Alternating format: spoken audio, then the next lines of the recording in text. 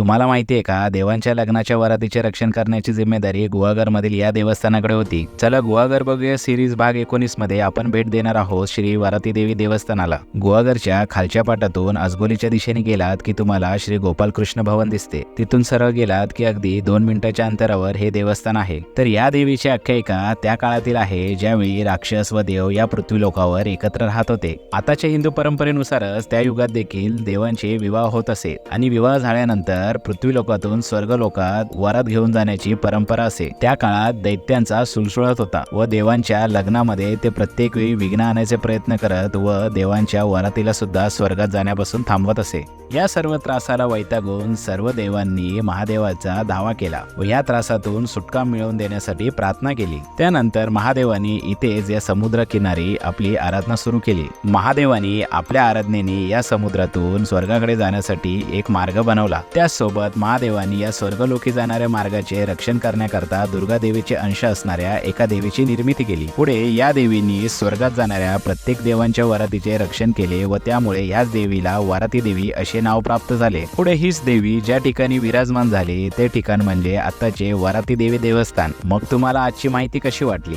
आम्हाला कमेंट मध्ये नक्की सांगा आणि जर तुम्हाला ही व्हिडिओ आवडली असेल तर आम्हाला फॉलो करायला विसरू नका.